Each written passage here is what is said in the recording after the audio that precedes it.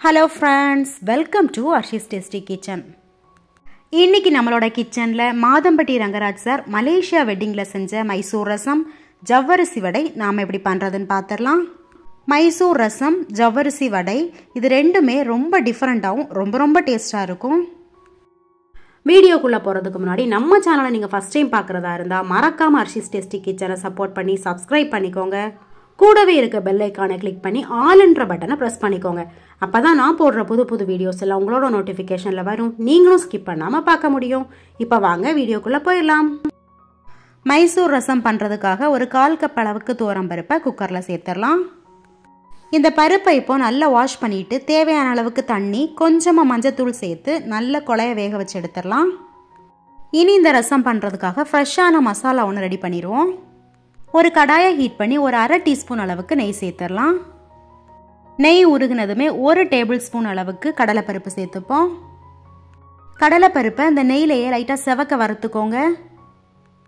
லைட்டாக செவந்ததுக்கு அப்புறமா மற்ற பொருட்களை சேர்த்துடலாம். இந்த அளவுக்கு செவந்ததுக்கு அப்புறமா இதோட 1 டேபிள் ஸ்பூன் அளவுக்கு மல்லி சேர்த்துடலாம். மல்லி சேர்த்ததுக்கு அப்புறமா அதையும் லைட்டாக வறுத்து விட்டுக்கோங்க. ரசத்துக்கு ஒரு நல்ல கலர் கிடைக்கிறதுக்காக 2 காஷ்மீர் மிளகாய் சேர்த்துக்கிறேன். இதோடவே காரத்துக்காக நார்மல் மிளகாவும் 2 சேர்த்துப்போம்.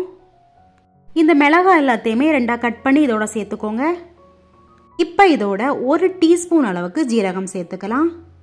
இதோடவே 1 டீஸ்பூன் அளவுக்கு நல்ல மிளகாவும் சேர்த்துப்போம். இதெல்லாம் சேர்த்ததுக்கு அப்புறமா மிதமான தீயில வச்சு நல்லா வறுத்துக்கோங்க. வாசனைக்காக ஒரு கொத்து கருவேப்பிலையும் சேர்த்து இதோட வறுத்துடலாம்.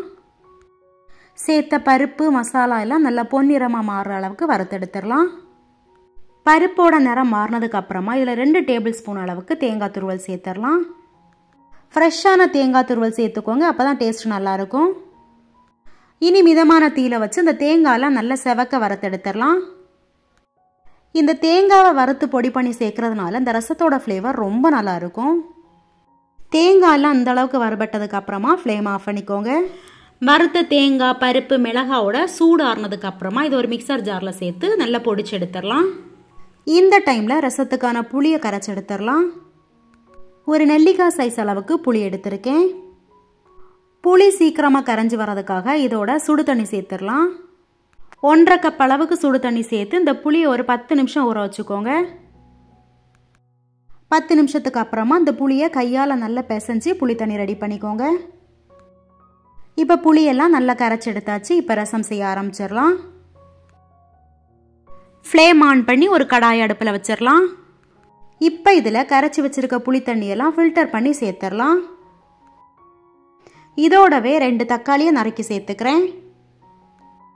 இதோடவே 1/2 கப் அளவுக்கு தண்ணி சேர்த்துடலாம். தேவையான அளவுக்கு உப்பு சேர்த்து நல்லா கலந்து விட்டுட்டு ஹை ஃப்ளேமில் வச்சு இதை ஒரு 5லேருந்து 6 நிமிஷம் நல்லா கொதிக்க விடுங்க.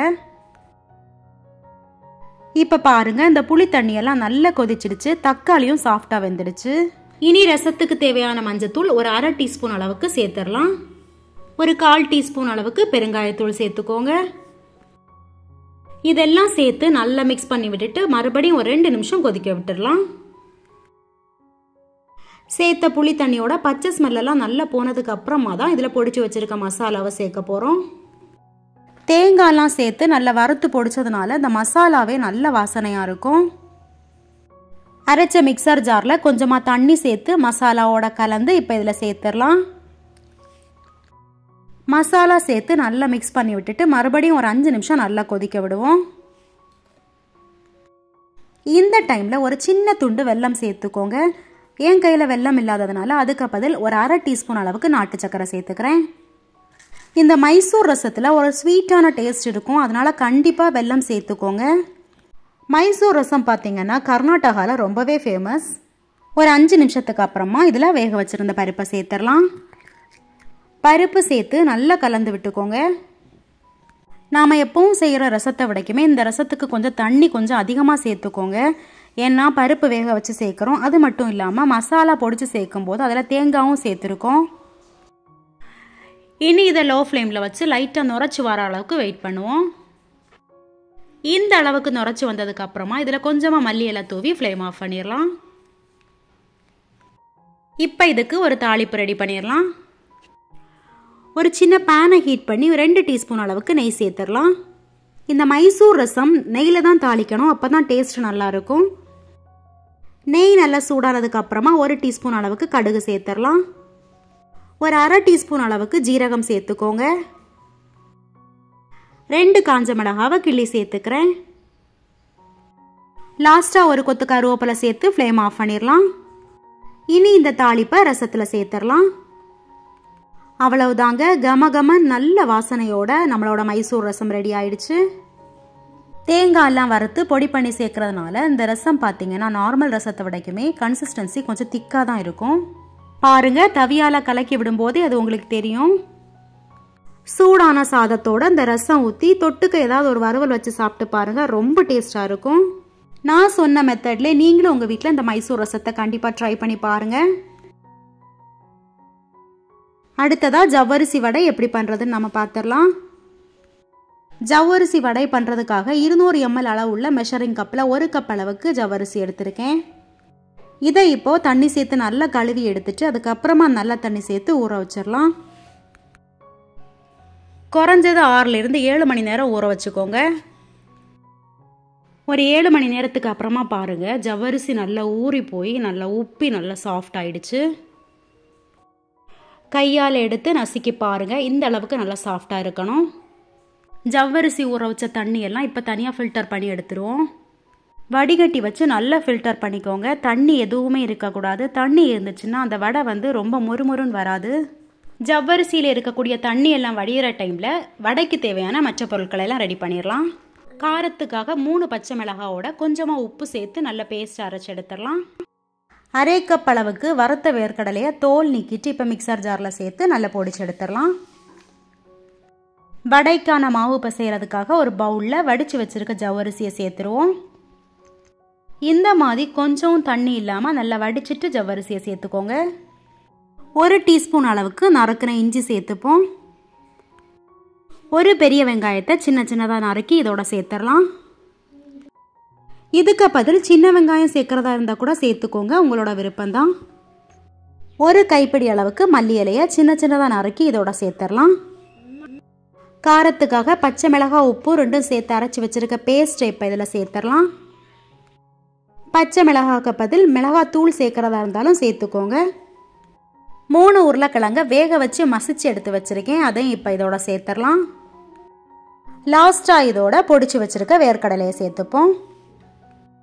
இதெல்லாம் சேர்த்து நல்லா பிசைஞ்சுக்கோங்க. தண்ணி எதுவுமே சேர்க்க தேவையில்லை. கையால் நல்லா மசிச்சு மிக்ஸ் பண்ணி விட்டுக்கோங்க.